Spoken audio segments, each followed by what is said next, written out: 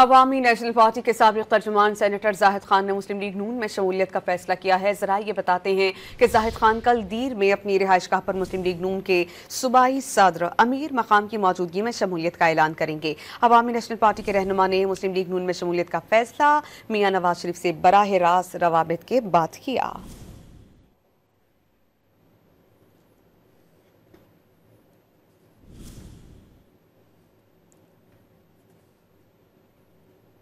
अवामी national party के साबिक तर्जुमान senator Zahid Khan ने मुस्लिम लीग नून में शमूलियत का फैसला किया है। जराए ये बताते हैं कि जाहिद खान कल दीर में अपनी रिहाइशगाह पर मुस्लिम लीग नून के सूबाई सदर अमीर मकाम की मौजूदगी में शमूलियत का ऐलान करेंगे। अवामी नेशनल पार्टी के रहनुमा ने मुस्लिम लीग नून में शमूलियत का फैसला मियां नवाज शरीफ से बराह रास्त रवाबित के बाद किया।